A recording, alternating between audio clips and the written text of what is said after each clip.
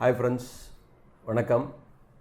நம்ம நாளானைக்கு பட்ஜெட், ஆனால் மார்க்கெட் வந்து அதுக்கு முன்னாடியே நல்ல ஒரு வீக்னஸை கொடுத்துட்டு இப்போ 2 நாள் கொஞ்சம் ஒரு புல் பேக்.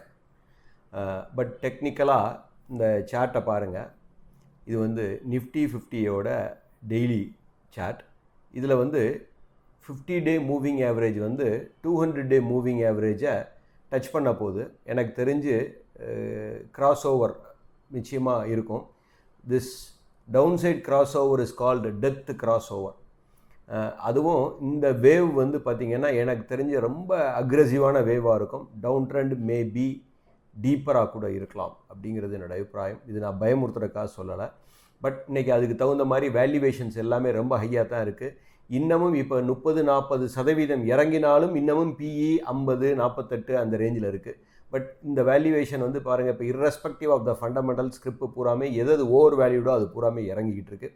அதே டயத்தில் புல் பேக்கும் ஜாஸ்தி இருக்குது. அப்படின்னா என்ன ஆகிக்கிட்டு இருக்குன்னா, நல்லா ஏற்றி கொடுத்துக்கிட்டு இருக்காங்க. Distribution is happening. அதாவது ட்ரேடர்ஸ் தலையில் ஸ்கிரிப்டை கட்டிக்கிட்டு இருக்காங்க. They are passing on.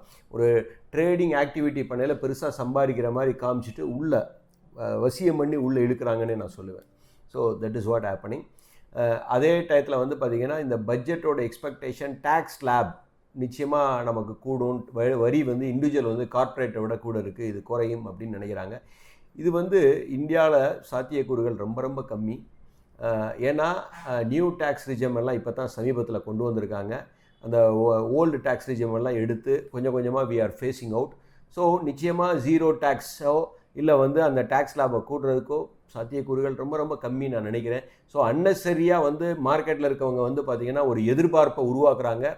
எதிர்பார்ப்பு ஏமாற்றத்தில் தான் முடிவடையும் அப்படிங்கிறது என்னோட அபிப்பிராயம். ஸோ இந்த டெத் கிராஸ் ஓவருக்கும் இந்த எதிர்பார்ப்பு ஏமாற்றத்தில் முடிவடைகிறதுக்கும் பார்த்திங்கன்னா ஒரு பெரிய டீப் கட் நிஃப்டியில் கொடுக்கறதுக்கு சான்சஸ் ஆர் பிரைட். பட் அதே டயத்தில் அதுக்கப்புறம் வந்து பார்த்திங்கன்னா அப்படியே இந்த ஆட்டத்தை மொமெண்டம் அப்படியே கண்டினியூ பண்ணுறதுக்கு நம்ம எப்படி லைன் அப் பண்ணியிருக்கோன்னு பாருங்கள். 5ஆம் தேதி டெல்லி எலெக்ஷன். ஸோ 6ஆம் தேதி வந்து அவுட்கம் வரும். இப்போ சென்ட்ரல் கவர்மெண்ட் இருக்கவங்க வந்து ஜெயிக்கிறதுக்கு வாய்ப்பு இருந்துச்சுன்னு வச்சுங்களேன், திரும்ப அங்கே ஒரு ஏறுவாங்க.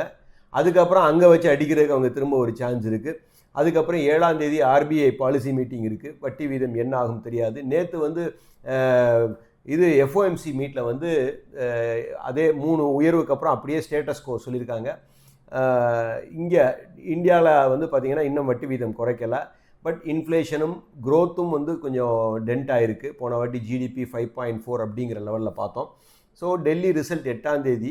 அதுக்கப்புறம் வந்து பார்த்திங்கன்னா இந்த மாதம் வந்து நம்ம பிரதமர் வந்து அமெரிக்க அதிபரை பார்க்குறதுக்கு ஒரு அமெரிக்க பயணம் அப்படின்னு சொல்லி ஒரு நியூஸ் வருது. So lot of news bound, ஒரு ரீபவுண்டு, நியூஸ் பவுண்டு இருக்கும், ரீபவுண்டு தான் இருக்கும். பட் ஆனால் இது வந்து ஒரு பெரிய புல் பேக் அப்படின்னு நான் சொல்ல மாட்டேன். பாட்டம் அவுட் ஆயிடுச்சான்னு கேட்டிங்கன்னா இன்னும் பாட்டம் அவுட் சிச்சுவேஷனுக்கே நம்ம வரலை.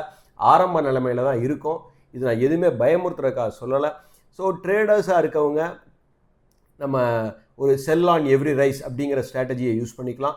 இன்வெஸ்டராக இருக்கவங்க ஒரு ஃபேஸ்டு மேனரில் கொஞ்சம் கொஞ்சமாக வாங்கிக்கலாம். இப்போ நிறையா வந்து சிப்பை பற்றி அவங்கவுங்க ஆளாளுக்கு ஒவ்வொரு அபிப்பிராயம். எல்லாரும் இதை பற்றி பேசலாம். நம்ம தனியாக அட்ராக்ட் பண்ணுறதுக்காக தனியாக பேசினா தானே ஒன்று எல்லாரையும் கவர முடியும். ஸோ பட் இதை பற்றி நம்ம ஒரி பண்ண வேண்டாம். நம்மளாக இருப்போம். Thank you all.